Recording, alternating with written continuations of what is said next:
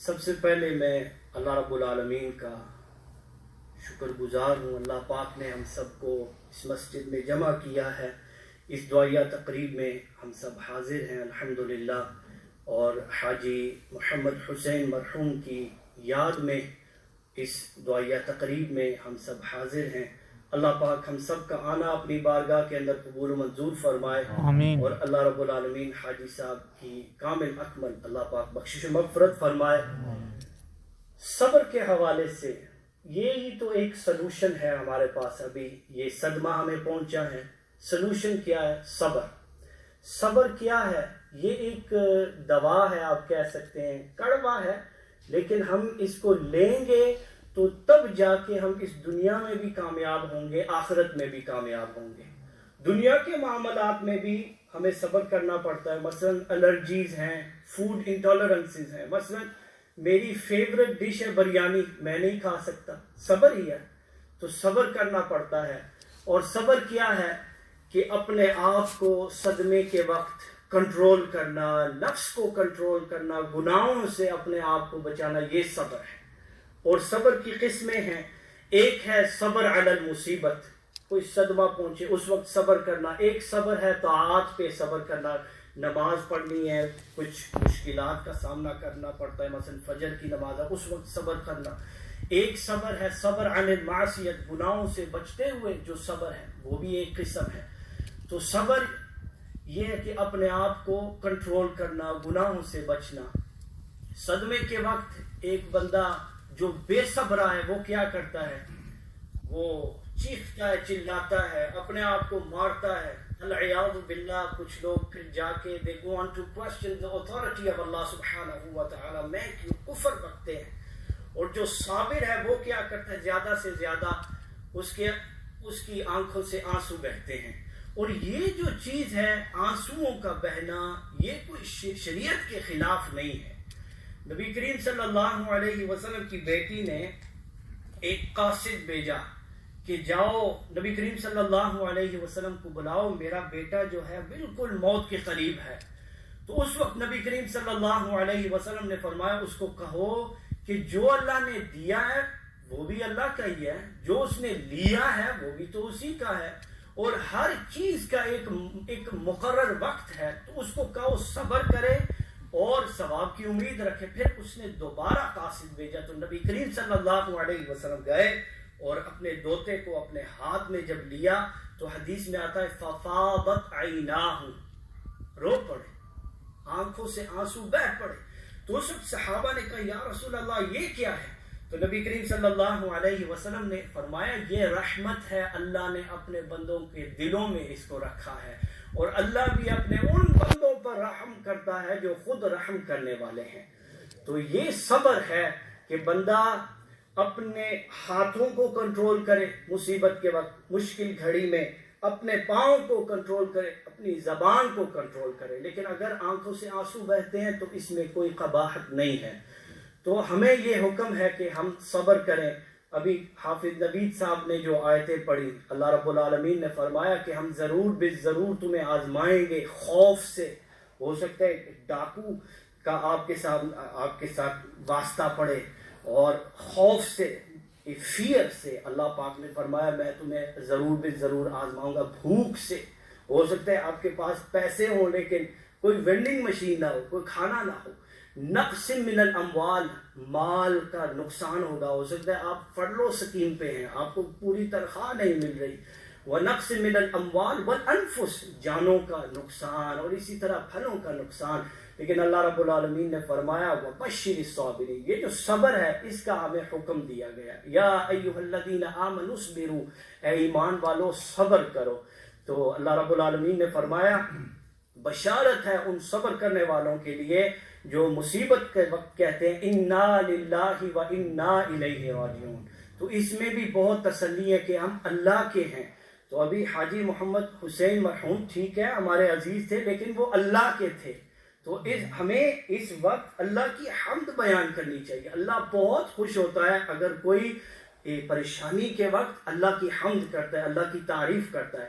تو اگر آپ کو کوئی گھڑی دے 10 منٹ کے لیے، 1 گھنٹے کے لیے، جب آپ واپس کریں گے تو آپ اس کا شکریہ ادا کریں گے. تو ہمیں تو اللہ کا شکریہ ادا کرنا چاہیے کہ یا اللہ میری اب عمر ہے 50 سال، 50 سال تو نے مجھے یہ تحفہ دیا میرے باپ کی صورت میں. اللہ کا شکریہ ادا کریں.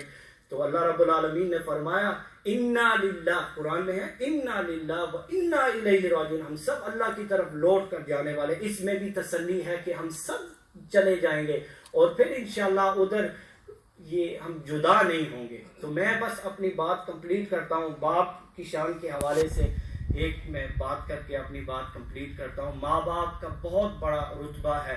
تو نبی کریم صلی اللہ علیہ وسلم نے فرمایا یہ تمہاری جنت ہے یا جہنم ہے، ان کی اطاعت کرو، فرما برداری کرو تو جنت تمہاری ہے. اور ابھی رمضان گزرا ہے. رمضان کے بارے میں علماء فرماتے ہیں کہ یہ بہت بڑا ایک ذریعہ نجات ہے ہمارے لیے.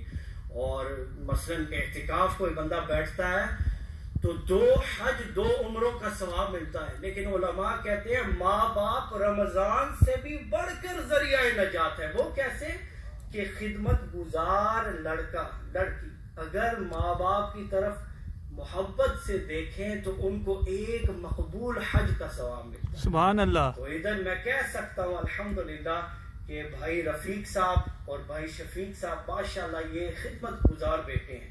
تو بھائی رفیق صاحب کے بارے میں تو میں خود کہہ سکتا ہوں کہ میں ان کا فیس بک فرینڈ ہوں اور یہ پکچرز اپلوڈ کرتے ہیں ماشاءاللہ، اور اللہ پاک ان کی خدمات کو قبول فرمائے. آمین. تو ایک مقبول حج کا ثواب ملتا ہے just looking at your parents.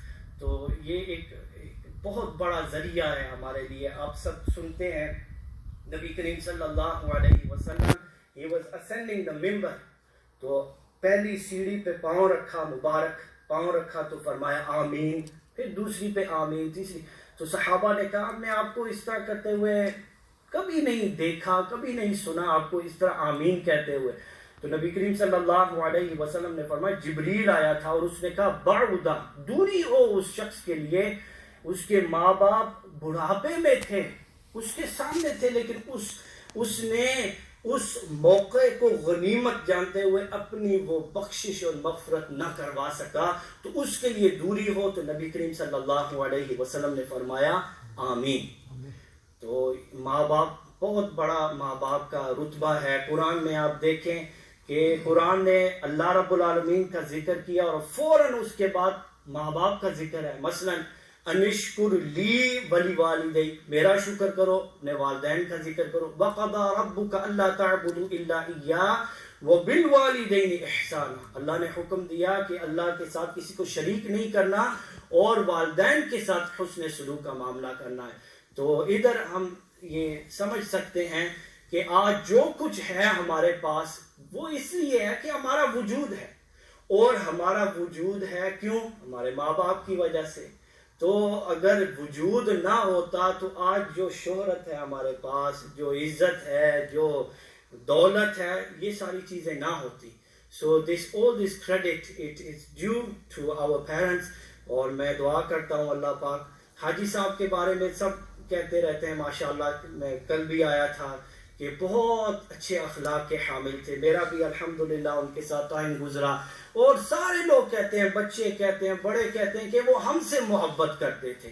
اور حاجی صاحب کے بارے میں وہ حدیث یاد آتی ہے انزل الناس منازلہم، you have to deal with people according to their بساط، according to their ان کے رتبے کے بقدر ان کے ساتھ معاملات کرو، ڈیلنگ کرو، ان کے ساتھ ڈیل کرو. تو حاجی صاحب کی سب کے ساتھ چلتی تھی سبحان اللہ. اور اسپیشلی میرے مرحوم ماموں ہیں، ماموں مرید، ان کے ساتھ ان کی بہت فرینڈشپ تھی ماشاءاللہ. ان کے صاحبزادے بھی آئے ہیں، بھائی انتصار، وہ ملٹن کین سے آئے ہیں. تو حاجی صاحب کی محبت میں آئے ہیں ماشاءاللہ. میں نے بھی نہیں آنا تھا یہ ہاف ٹرم ہالیڈیز میں، میں نے نہیں آنا تھا کیونکہ کورونا بہت ہے ادھر، لیکن میں بھی الحمدللہ حاجی صاحب کی یاد میں آیا ہوں. بھائی معین بھی ہیں، ماموں مرید مرحوم کے بیٹے ہیں، وہ بھی آئے ہیں ملٹن کین سے. اللہ پاک ان کا آنا بھی قبول فرمائے. تو یہ جو اخلاق ہے، یہ چیزیں ہیں جو میزان پہ بہت کام آئیں گی. میں آخری بات کر کے بس اب میں جا رہا ہوں. کل قیامت کے دن تاریکی چھا جائے گی، اندھیرا ہوگا. قرآن کی آیت ہے یوم تری المؤمنین والمؤمنات یسعی نورہم بین ایدیہم وبایمانہم، کہ تم دیکھو گے کہ ایمان والے جو ہیں ان کا جو نور ہوگا وہ ان کے سامنے ہوگا، دائیں طرف ہوگا.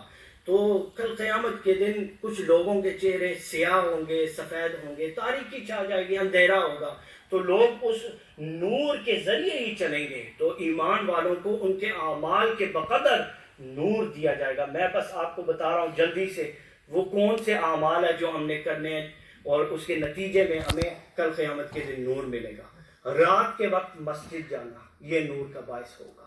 اسی طرح قرآن کی تلاوت کرنی، نماز پڑھنی. اسی طرح سورۃ الکہف پڑھنا. سورۃ الکہف کے بارے میں آتا ہے جو جمعے کے دن پڑھتا ہے، اللہ رب العالمین he creates a Noor that stretches from him all the way to the heavens. سورۃ الکہف پڑھنا، درود شریف پڑھنا. رمی جماعت جب ہم حج پہ جاتے ہیں تو رمی کرتے ہیں، شیطانوں کو کنکر پھینکتے ہیں.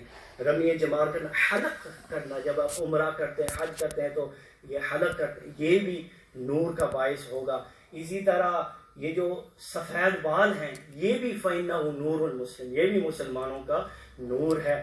بازار کی طرف جا کر اللہ کا ذکر کرنا، جہاد کرنا، کسی مسلمان کی کسی تکلیف کو، مشکلات کو دور کرنا، یہ بھی نور کا باعث ہوگا. اور اسی طرح کچھ لوگ، میں بھی مسجد میں ہی ہوں، کچھ لوگوں کا دل کرتا ہے کہ ہم اندھیرے میں نماز پڑھیں. تو مفسرین نے کہا کہ ایون اس دنیا میں بھی اندھیرے سے اپنے آپ کو بچاؤ، کیونکہ یہ جو اندھیرا ہے یہ کل قیامت کے دن بھی اندھیرے کا باعث ہوگا. تو میں دعا کرتا ہوں اللہ پاک سب کا آنا قبول و منظور فرمائے. اللہ پاک آپ سب کی دعاؤں کو، نیک اعمال کو حاجی صاحب کے حق میں قبول و منظور فرما کر اللہ پاک حاجی محمد حسین مرحوم کی بخشش مغفرت فرمائے.